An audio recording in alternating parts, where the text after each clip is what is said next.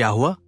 जब अमरनाथ धाम यात्रा समाप्त होते ही अमरनाथ धाम में पहुंचा सैकड़ों नागों का झुंड, और हुआ ऐसा चमत्कार जिसे सुनकर आपकी भी आंखें फटी की फटी रह जाएंगी। दोस्तों, हिमालय की गोद में बर्फ से ढकी रोगियों के बीच एक ऐसी गुफा जो सदियों से भक्तों के लिए आस्था का एक सबसे बड़ा केंद्र है, यही है अमरनाथ धाम। दोस्तों, मान्यता है कि ये वही स्थान है जहां भगवान शिव ने माता पार्वती को अमृत का रहस्य सुनाया था। गुफा के भीतर हर साल प्राकृतिक रूप से बर्फ से एक शिवलिंग का निर्माण होता है, और इस अद्भुत शिवलिंग के दर्शन करने के लिए लाखों की संख्या में श्रद्धालु हर साल अमरनाथ धाम यात्रा पर आते हैं। कहा जाता है दोस्तों कि जिस भी भक्त ने श्रद्धा और भक्ति से अमरनाथ धाम के दर्शन किए, उसका जीवन धन्य धन्य हो गया। गर्मी में भी यहाँ बर्फ की चादर हमेशा बिछी रहती है। हवा में एक अलग सी ठंडक का एहसास होता है, लेकिन ठंड से भी ज्यादा अमरनाथ धाम की जो शांति होती है, जो कोमलता होती है, वो दिल को छू लेती है। भक्त तो ये भी कहते हैं कि यहाँ की हवाओं में भी ओम नमः शिवाय मंत्र का जाप होता है। दोस्तों, आज के इस वीडियो में हम आपको अमरनाथ धाम के एक ऐसे चमत्कार के बारे में बताने वाले हैं जिसे सुनकर आपके भी हाथ पैर कांपने लगेंगे। दोस्तों, अहमदाबाद की तपती गर्मी के बीच एक मोहल्ले में 6 दोस्त रहते हैं। उनके दिल में बचपन से केवल एक ही ख्वाहिश थी कि एक बार बाबा अमरनाथ धाम के दर्शन जरूर करना है। कुछ दोस्तों ने मिलकर योजना बनाई कि इस बार हम अमरनाथ धाम जाकर बाबा के दर्शन जरूर करेंगे। सभी दोस्तों ने मिलकर उसी साल अमरनाथ धाम यात्रा पर जाने की योजना बना ली।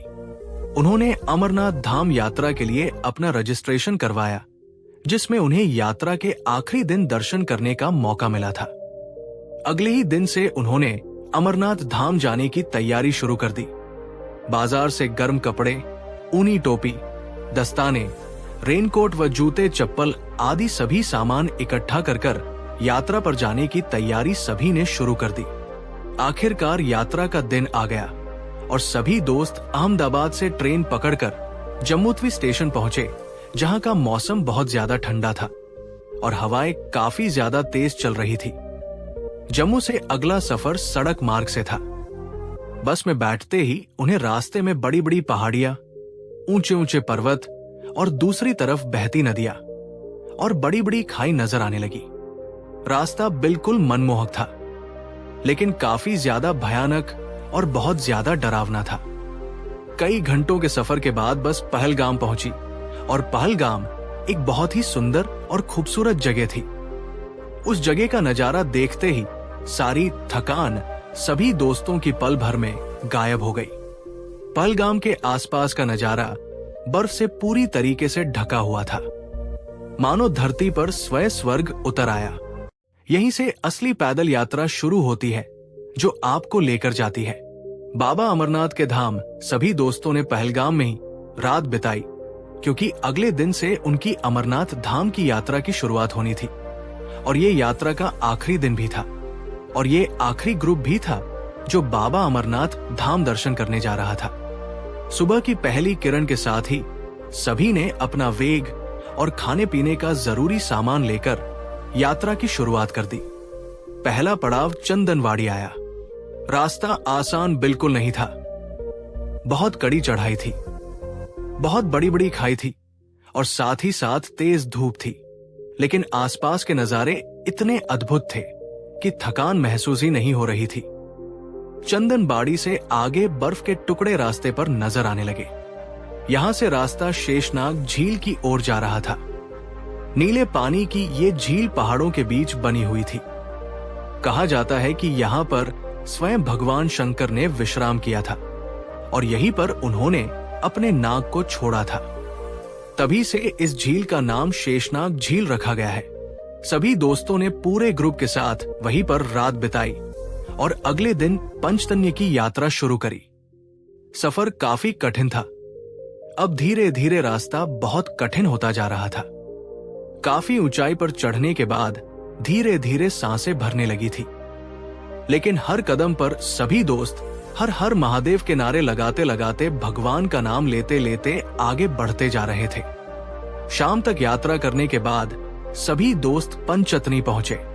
ये वो जगह है जहां 5 नदियां एक साथ मिलती हैं।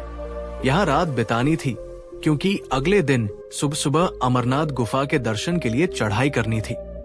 रात को टेंट में बैठकर दूर बर्फीली पहाड़ियों को देखते हुए सभी बाबा से प्रार्थना कर रहे थे, क्योंकि कल वह दिन था जब उनका सालों का सपना साकार होने वाला था। अगले दिन सुबह सुबह पंचतन्य से यात्रा की शुरुआत करी। रास्ता अब और ज्यादा कठिन होता जा रहा था। पत्थरों पर जमी बर्फ और भयंकर मोड़ और ठंडी ठंडी हवाएं सीधे चेहरे पर लग रही थी, लेकिन सभी हर हर महादेव बोलते बोलते आगे बढ़ रहे थे। कुछ ही घंटों की यात्रा करने के बाद सभी दोस्त आखिरकार पवित्र गुफा बाबा अमरनाथ धाम पहुंच चुके थे। क्योंकि ये यात्रा का आखिरी दिन था, इसीलिए अमरनाथ धाम में भक्तों की बहुत ज्यादा भीड़ थी। दर्शन के लिए लंबी लंबी लाइन लग रही थी। लेकिन अहमदाबाद से आए सभी दोस्तों को ये नहीं पता था कि बाबा आज उनके साथ एक ऐसा चमत्कार करने वाले हैं जिसकी उन्होंने कभी सपने में भी कल्पना नहीं करी होगी। सभी दोस्त दर्शन के लिए लाइन में लग जाते हैं। कुछ ही घंटों बाद उनका नंबर आता है और वो बाबा अमरनाथ और पवित्र गुफा के दर्शन कर वापस अपने टेंट में आ जाते हैं। आज की रात उन सभी को यही रुकना था। दर्शन के बाद सभी गुफा के पास टेंट में आकर रुक जाते हैं। रात गहरी होने लगी थी। ठंड और भी ज्यादा बढ़ गई थी, लेकिन उन्हें नहीं पता था कि इस अंधियारी रात में और कांपती ठंड में आज उनके साथ एक बहुत बड़ा चमत्कार होने वाला है। रात के करीब 2 बजे मौसम अचानक से बिगड़ने लगता है। तेज हवाएं चलने लगती है। मौसम बहुत ज्यादा ठंडा हो गया था। टेंट के बाहर से अचानक से सरसराहट की आवाज आने लगती है। कुछ दोस्तों की नींद खुलती है। उन्हें लगता है कि शायद ये हवाओं की आवाज है, लेकिन धीरे धीरे वो आवाज बढ़ती जा रही थी। फिर टेंट में से कुछ दोस्त बाहर निकलकर जब देखते हैं तो उन्हें वहां पर जो नजारा दिखाई देता है वो देखकर उनकी भी दिल की धड़कन तेज हो जाती है। अमरनाथ धाम गुफा की ओर बर्फ में से कुछ नाग रेंगते हुए गुफा की ओर आगे बढ़ रहे थे, और ये नाग साधारण बिल्कुल भी नहीं थे। उनके मुख पर चांदी और सोने जैसी चमक नजर आ रही थी और वे सीधे सीधे गुफा की ओर आगे बढ़ रहे थे। सभी दोस्त ये नजारा देखकर कांपने लगे थे। उनके मुख से आवाज नहीं निकल रही थी, क्योंकि तेज बारिश और तेज हवाओं के बीच ऐसा चमत्कार देखकर उन सभी के भी हाथ पैर कांपने लगे थे। वो सभी नाग पवित्र गुफा के आगे जाकर रुक गए और फन उठाकर कुछ पल के लिए वहीं स्थिर हो गए, मानो वो सब बाबा को प्रणाम कर रहे हो।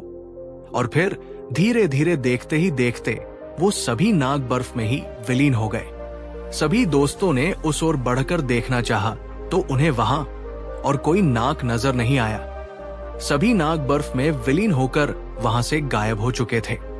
ये दृश्य देखकर सभी के हाथ पैर कांप रहे थे।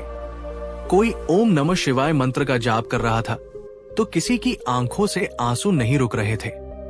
सुबह होते ही सभी दोस्तों ने इस चमत्कार के बारे में आसपास लोगों को बताया। किसी ने उनकी बात को मजाक समझा, लेकिन जो भी महादेव का सच्चा भक्त था उन्होंने उनकी बात पर विश्वास करा और कहा ये तो बाबा का एक आशीर्वाद है। कोई कहता है ये बाबा का एक चमत्कार है। हम सभी की यात्रा सफल हो गई। कुछ ही देर बाद वहां पर मंदिर समिति के भी कुछ लोग आए। जब उन्होंने भी इस चमत्कार के बारे में सुना तो उनका भी यही कहना था कि बर्फ में नागों के जैसी कोई आकृति नजर तो आ रही थी। हो सकता है ये बाबा का ही कोई चमत्कार हो, क्योंकि हर वर्ष कई सारे लाखों श्रद्धालु बाबा अमरनाथ के दर्शन करने आते हैं। जो भी भक्त सच्चे मन से बाबा के दर्शन करने आते हैं, बाबा उन्हें कोई ना कोई ऐसा चमत्कार जरूर दिखाते हैं जिसे वो जिंदगी में कभी भूल नहीं सकते। आप सभी को भी शायद किसी ऐसे ही चमत्कार के दर्शन हुए होंगे। जब ये बात वहां उपस्थित सभी लोग सुनते हैं तो सभी की आंखों में आंसू आ जाते हैं। सभी भक्त वहां पर हर हर महादेव ओम नमः शिवाय के नारे लगाने लगते हैं और दोबारा जाकर पवित्र गुफा के दर्शन करते हैं और अपनी यात्रा समाप्त करते हैं, क्योंकि ये अमरनाथ धाम यात्रा का आखिरी दिन था।